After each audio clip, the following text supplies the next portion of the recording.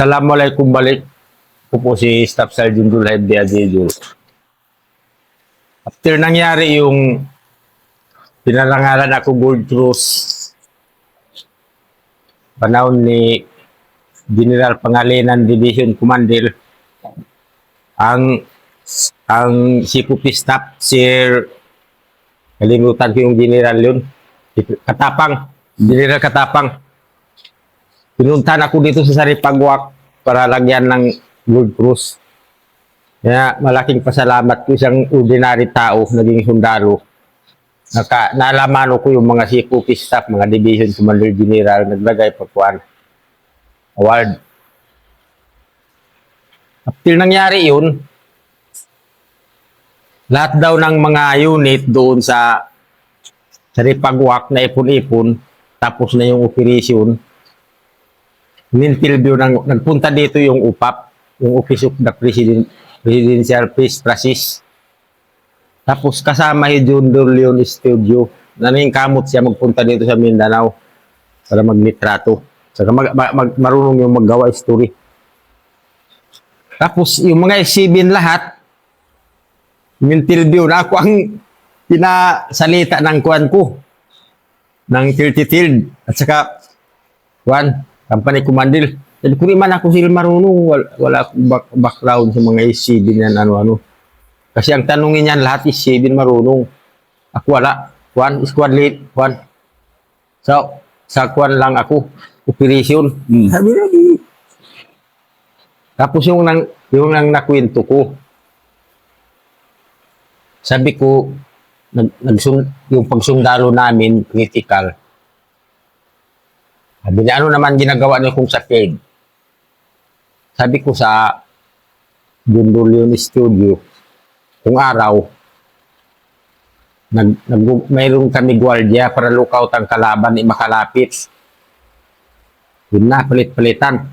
Kung gabi, ganun din. Kasi nagdidikit. Tapos sabi niya, hindi ka ba nalulumural ganun? Sabi ko, hindi man ako malumural kasi ito na ang alam ko trabaho.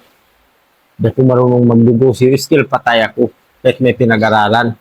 Nagtawa. Tapos sabi ko, sir, kung tutusin, malumural man na ito ako. Kasi supposed to be mag-uwi ako. Arinal, pero pinagbigyan namin yung 5 kami lang nagtayo napat. Wala ako naka-arinal.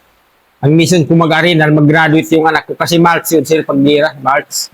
Pagbira. Kasi may kakabit ako 2 medal sa anak. Kasi ang nanay nila wala doon sa abroad. Sabi niya, ganun ba?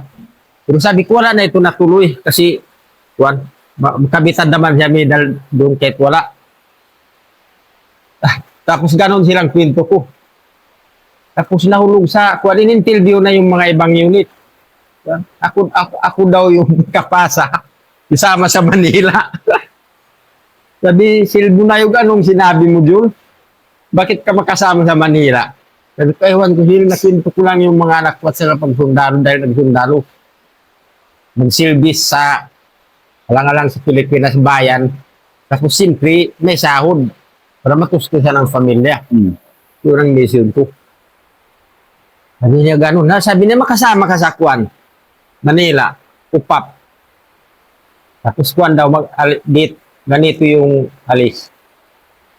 Tapos nagbiro na Silbo na yun. Sabi na, sinong gawin mo doon, kuwan, kameraman mo? Ako nang magsama. Sabi ko, Silbo, kaya naman yung batalyon commander. Sabi ko, kung pwede, silgadyong ko na lang. Kasi maganda samahan na ng Tetsuyo. Biro-biruin niya ako. At saka, matanda na ako sa kanila. Parang kuya nila na o tatay. Ako, siya na lang. Siyempre, galing tayo probinsya nagkuhan. Sabi niya, Jul, mag-alis na tayo bukas. Sunduin na tayo rito ng UPAP. Grabe yung ganda ng sakyanan. Sabi ko, ito talaga yung bunga ng tanim natin maganda. Bakit ito ako makapasyal sa Manila? Tapos doon na yung mga wounded kasama namin sa Diluna. Sabi ko, anong gawin ko ito doon? Tapos, yung kinabukasan na flight namin, na nagpamanicure na ako yung mga pag-upit. Talaga. Snappy. Talaga. Oo. Tapos, dala-dala ko na yung mga goa. Saka mga sapatos ko maganda na. Di naman ito silmalis yung pulma-pulma ko. Kahiligan sa mga pantalong kulibay sa mga 501. Tapos mga branded yung quantity. Yan ang pulma ko. Tapos, yung dilala na kami sila, natulog kami muna sa Kwan Hotel sa anan, yung sa Cotabato.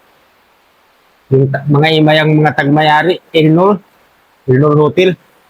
Doon pa sil, grabe sabi ko, sarap ng tulugan dito.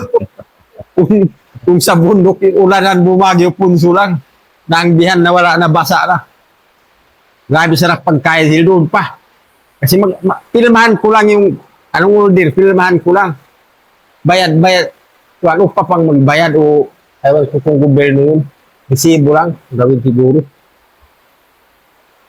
Sabi ko siya dito, itong hotel ng mga email, grabe, puro Muslim dito. Hindi na tayo ito siguro, sabi ko siya delikado. Baka may sparo tayo sa loob ng kwarto. Kasi upak, sabi nabi. Kasi sinama namin yung bata sa cruising kwan, uka na lipaw. Pinasalita din doon. Na dito? Oo, sa cruising. Sinama rin doon. Na, yung nag-flight na kami sila, dumating na kami sa airport, nandun na yung sundo sa aming magandang sakyanan. Direct kami sa Birjaya Hotel sila. Tapos hindi ko alam mag-operate doon. Indot yung umakyat sa taas. Elevator. Kung ako lang mawala ako doon saan anong kwarto yun. Tapos ganyan mo lang, wala na susi-susi, ma-open na. Wala na. Tapos dalawa lang kami doon at saka si Yuko, yung mga bata, yung kuan, kinuha din ng upap, ibang kuan sila kwarto. Tapos, di may iwasan yung kuan, doon sa entrance ng Birjaya Hotel, yung sa baba na may entrance doon, may mga banda-banda. Sabi silgad yung kumanood tayo doon kasi ito na ang panahon natin. Mga magkanta, marunong magkanta, kuan.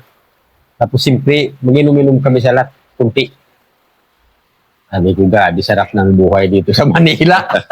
Grabe, nag-iba na yung kutis ko kasi kuan, puro may chlorine yung tubig. Tapos sir, yung 3 gabi na kami doon, pero grabe hirap doon pagkain. Walang umaga sir. Yung slice bread lang tinapan nila. Sa umaga makakain kami, mga alas 11 na. Sige mag-order naman. Ipakita doon sa amin kung anong orderin namin, mga sinigang yan. Isang kainan namin kay Silgad yung sobra-sobra 1,000. Dalawa lang kami. Kaya sabi ko, malaki gasto pala ng gobyerno sa akin. Filmahan ko na naman. Mamaya magdating na. Tapos nagparty na sila sa Isim Aura. Pinasalita ako doon.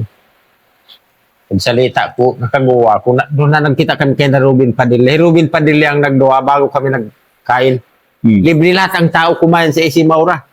Libre. Sino-sino na ang kumain doon yung mga pagkain. Pero halal. Halal lahat. Halal lahat. Na doon nagyakap kami kay na Isim Aura. Kaya dahil din po yung mga doktor, mga Miss Universe. Ano Kaya to? sabi ko, salamat naging sundalo ko. Ako makayakap Miss Universe. Tapos yung mga balo ng SAP, maglitrato sa akin. Kasi ni-introduce, doon na yung litrato ko sil. Dili ito ang nagiganti sa SAP multiple. Doon na. Nagkataon sil doon ang asawa ko sa Manila. Doon. May bahay man sila doon sa Noel Bikutan. Mga atin na. Nagpunta rin doon sa party. Mga kapatid niya. Sabi ko, grabe ito. Pagkataon talaga nakapag-enjoy kami at saka misis ko. Tapos yung mga nagtrabaho sa OPAPSIL, marami din mga Muslim pala. Ngayon na sila. Pag-uwi ko dito, in-advisean na ako ng asawa ko. Sabi na huwag ka magpag-ala-gala. Kasi sumikat ka na sa mga kuwan. Delikado ka na may sparo. Yan na sila di mawala sa isip ko. Pero di maiwasan yung mga mag-ubildi-ubildi. Tapos yung kasama, yung junior ko yun, kabat din ng Sardinale, Iakay yung kasama ko. May motor siya. Yayahin niya ako. Nagpunta sa mga lambayong. Sabi ko, anong mission?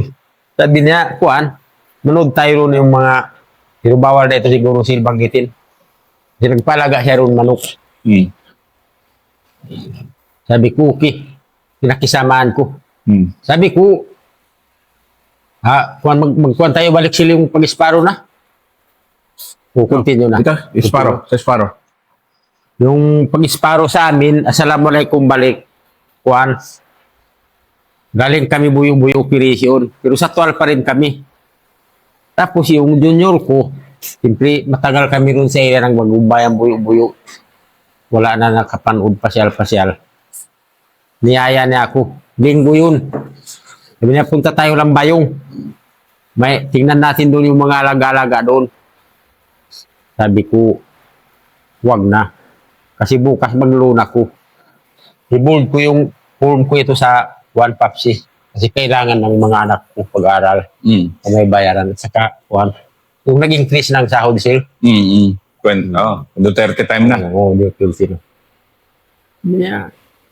Sabi niya, tinatanggihan mo ako. Sabi ko, wala. Pero sabi ko, kung gusto mo, punta tayo. Paalam ka sa squad leader mo, Rikon man yan. Sila ang tawag, Rikon, yung mga Rikon. Hmm. Paalam na siya, na-approve na kay Sergeant Mengito. Ako ito, nagmamadali. Wala na ako nakapalam sa kwan. Mga platoon sergeant ko. Wala na. Yes, kwan. Pero sinisigurado ko, hindi naman kalukuhan ang ginawa ko ito. Hmm. Kwan, sinamaan ko na lang siya. Tapos kwan, ulan-ulan ganyan. Mag-intuito kami sa mga post. Nabutan kami ng gabi. Pabalik na kayo. Oo, pabalik na. Yung pinuntahan namin, sabi ko, magbili na tayo dito Lexon Manok, doon na tayo magkain sa puntahan. Kasi pag-uwi natin sa Batanle, hindi na tayo makakain, gandina. Hmm. Alam mo na, miss man yan. Hmm. Lampas ka na sa oras, wala na. Hmm. Wala ka na maabutan. Sabi na, sige. Nagkain na kami, sir. Yung nagkain kami, umabot mga 10 minutes na lang mag-7. Sabi ko, magbalik na tayo. Balik na. Madilim na. Pagbalik namin, sir, tamang-tama. Isparo mo. Paano? Kuhan sila ganyan, Inubiltikan kami. Pag ubiltik, simple nakapindot siya ng brake. Akala niya mabangga kami. Anong sasakyan nyo? Kuhan, riding. Pero dalawa yun kami nasabay, pati sa Cotabato, may na-isparo rin. Hmm. Patay, lahat ng Cotabato. Pag brake niya ganyan, tumunog na, pak. Nakasabi pa siya, sabi niya, binaril tayo, sir. Nakasabi, putang ina, binaril tayo, sir. Akala ko wala siya nadutulan. Hmm. Pero ako nahulog na ako. Nahulog na ako sa kalsada na, punit sila yung sulpang ko dito. 1.7 na bili ko. 1.7 na, tumarunot sa kalsada. Highway. 60 ang takbo namin. Hmm. Nahulog na ako. Tapos siya, continue doon. Sabi ko, bakit pinatago doon ng motor? Wala para Tapos yung kalaban, yung nagbaril sa amin, balikan kami sana. Hmm. Tapos tinawag ko balik. Sabi ko, balik tayo dito, buhay pa kami para magkalaman. Ganon. Saywal na lang sila sa akin kasi pumilik gunban noon. Hindi pwede magdala baril. So wala kang dalang baril? Wala, pati Uridina yan. Sabi niya, ayaw ni Uridina na ulihan baril kasi pumilik gunban. Hmm. Sabi ko, maghiram tayo sa S2. Sabi na, wag na. Hmm. Baka mahuli. Kasi dumaan kami Takurong City. Hmm. Ganyan. Sabi ko, sige. Na yun ang nangyari. Mabuti sila sa iwan lang. Kung mabuti, basta may dahilan talaga kung mabang buhay. Sinigawan ko lang ang kalaban, wala na nagbalik. Tuloy ang takbo na. Kung binalik-balikan kami yung binaril. Pero 3 na lang ang bala na iwan kanila. Kaya siguro tumakbo. At saka malapit na sa pulis. Hmm. Tapos pag alis nila, kumuha na ako ng kahoy pamalo. Nagtago na ako sa dilim, sir. Para kung magbalik, paluin ko. Matumba sa motor na matiwasan ko na tusok-tusukin. Wala na nagbalik. Pinuntahan ko na si Lilith Dudas. Pagpunta ko nagkuhan na siya. Nasabi ko ba na kuhan ka pala, malaking sugat mo. Saan siya tinamaan? Dito, sira. Talaga napuruhan. Oo, at saka kuha na, yung dito na, tumagos dito. Hmm. Pero ako dito, ito ang sugat ko. Wala man daw. Hindi daw tumagos. Wala. Namagalang. Magalang. Oo, namaga. Naglagom, pero inano na ako doon sa kuwan kasi sabi Pepsi Dayan, huwag ka magpalinis dito. Kamalagyan ka ng lason. Nagpa-dressing. Naglagom ulit, nagkuhan lang, parang may... Yan, master. Eksaktong yan. Diyan tumama. Oo, dito. Naglagom ito lahat. Nakita pa si Kabunok. At saka mga yung nag-dressing. Mga nag-dressing doon sa batalyon, mga lahat ng opisyal. Walang kuhan. Pati dito sila. Pero nagkuhan lang ito. Naglagom lang. Walang dugo. Wala naglabas. Kasi sabi niya, kung naglabas ang dugo, mapatay rin ako. Kasi halupuin. Baka halupuin yung binaril. Hindi, talagang... Ito silma, kuhan. Pero pagtapos ito sil na tamaan, sabi ko yun ang tama is may isparo talaga ako ng kuhan. Yung pinalabas na ako sa mga TV5, sil Kabunok. Baka inanong nila na ako, inabang-abangan na. Hindi siya magpunta. Pero ang isang kasama ko, kuhan dati siya na di sa mga politician. baka siya ang target. Di natin alam sil. Kasi pagdating namin sa evangelista, sabi ng pulis, ako na lang ang buhay, nadiis kami kay Litdom Ricky. Pulis yun ang nagsabi, sabi ko, maganda na rescue niyo kami. Litdudas na yan, kasama mo. Ganon ang nangyari. Ganon sir. Pero di natin alam ang katuwanan. Pero ganon pa man, parang naurot na yung nagkuhan sa amin. Pinatay ng mga ibang grupo. Kasi nalata sila. Yung mga iba isparo, yung iba dinaan sa mga tukang. Pero grabe, master yan, ha? Grabe si Kuan, 2 buwan ito sila, Kuan. Pero wala ako nagpopira. Dahan-dahan natunaw, nagputi, naglalagong mga 2 buwan, may itim pa. May itim. Sabi ng misis ko, pagpopira ka. Sabi ko, di na. Natunaw rahil. Pero minsan maglabas dito sa ilong ko yung dugo. Sabi ko, ito siguro ang impact ng pagbaril kasi halimbawa 1,500 ang bigat. Nabundak yung kuwan ko. Maglabas dito sir, mga tanghali. Pero napansin ko na ito na ang effect ng pagbaril. Pero wala ako nag-post. Sila na tama mo, dibdib. Dito rahil at saka dito. Kasi sabi niya ni Captain Encarnacion kanina, yung t-shirt mo daw, butas nga. Nabutas sila dito ha. Wala pa nabutas kagad, pero parang nasunog na siya. Sa katagalan, nakuan na. Nabutas na. Nalis na yung kuan. Ayun, sir. Pinagsisihan ko rin, sabi ko, dapat wala na ako naglaglag. Dapat wala na? Naglaglag. Lag-lag, nagsuroy-suroy, nag-ikot-ikot. Ayan. Oo. Tapos, nalulungkot ako baka rito matuloy yung paglun ko. Sabi ko, ano na ibigay ito? Pero, kuwan na, marami na witness in the kung, parang sinirtify nila na kuwan talaga yung ako. Wala akong kasalanan doon. Dapat sabi nila, kuwan pa yan. Pero ganun pa man sila, nakatanggap ako pira yung kuwan. Kasi ang certify ng doktor, kuwan, major wound. Major wound talaga yan. Major wound, kuwan, yung more than physical injuries. Islan, kuwan, yung ako, yung may kataman ng takot-takotan ng tawag. Parang yung mapubya ka, yan. PTSD, ganon. Oo, islan, kuwan. Kaya nakatanggap ako sa kuwan. Yung ginawa nila, kuwan, mga medical, kuwan, nabigyan ako ng 100,000. Panahon ni Dugong. Yung paggawa ko rahil, kuwan, dinagdag ko sa building, kaya nag-loan ako, kuwan. Na-apply.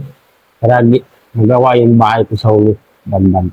Diba? Mabuting tao ko rin talaga, no? Yung nagpagawa ka pa ng bahay na... Yes. Mapatay na ako sana, nakatanggap ko 100,000 buhay pa.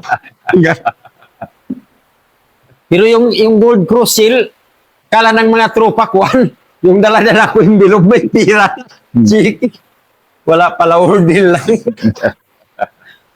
Sabi ko, i-donate ko talaga ito sa company namin yung mga kalahati para pag-enjoy namin. Yung mayroon. Wala pa. Kasi wala akong nakalapit kay CGP. Pag sabi Silbunayog, lapit ka ron doon kung nagkain na kami. Maya na ako, puro general mga nagkain-kain doon. Wala na akong naglapit. Kaya ganyan. Ayun. Oh. Pero yung sa UPAP yun, marami nanood, marami siguro nag-donate pira. Binigyan ako sila ng UPAP pira. envelope. Yun ang in-enjoy namin kayo agad yung pang-iba. Ang iba dinunit ko sa tropa doon sa Kwan. Yung mga wounded sa Bilona kasi merap pagkain doon. Dinunit ko, wala. Sabi ko wala naman yan, hindi dapat Kwan man ito. Para for the boys man ito. Hindi para sa pamilya ko. Kasi naka-enjoy pa ako, libre pagkain na, yun sir. Yun ang pag-isparo.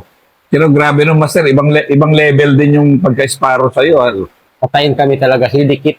Oo, dikit talaga eh. Ano ganyan Gano'n ka dikit? Ganyan ba pag break ng motor, ganyan. Ginanya na kami. Kaya nahulog ako sa kalsada, gitna ng kalsada, yung highway. Yung welcome lambayong yan. Na doon sa gitna, welcome lambayong at sa katulay. Doon. 45 ang binanatay nyo? 45, sir. Nakuha na ng mga pulis yung kapsula. Kuan, yung short pant ko bago yung nabili 1.5, nakuha talaga dito Sayang yung 1.5 mo, no? Tapos yung t-shirt ko, regalo sa akin ng bayaw ko galing Baguio. May sulat di Baguio City. Nagpasyal sila sa Baguio, dinalahan niya ako pa sa Lubong. Napunit. Yung dito. Grabe sir. Pero 45 ang tumama sa'yo, ha? 5. Tapos sir, yun okay na yun. Kasi nakatanggap ako 100,000 yung kuwan. Pero, Ilang buwan. pero Master, talagang wala kang dala-dala. Wala. Di mayroon dala-dala sir. Pero binigay ko na kay Sirika. Yung hantingan. Inano mo na. Di, sabi ko rin, Jill, ikaw na magpatuloy. Wala ka. Ingatan mo lang sarili. Saka para sa kwan, huwag lang gamitin sa kalukuhan. Kung may kapangyarihan tayo, huwag gamitin sa kalukuhan kasi gobyerno tayo. Kawawa ang tao kung patayin mo lang kasalanan o ano-ano. Grabe, no, na... Pero Tapos yun, ano ka na nun? Mag 20 years ka na sa service nun, no? Kwan. Mga 26 na. Hindi, noon, nung tamaan ka. Oh, 20 years na. 20 Mag years 20 years. Oh, 20. Pwede na First- ako mag-optional. First time mo tamaan, 20 years in the service. Tapos, Yun ang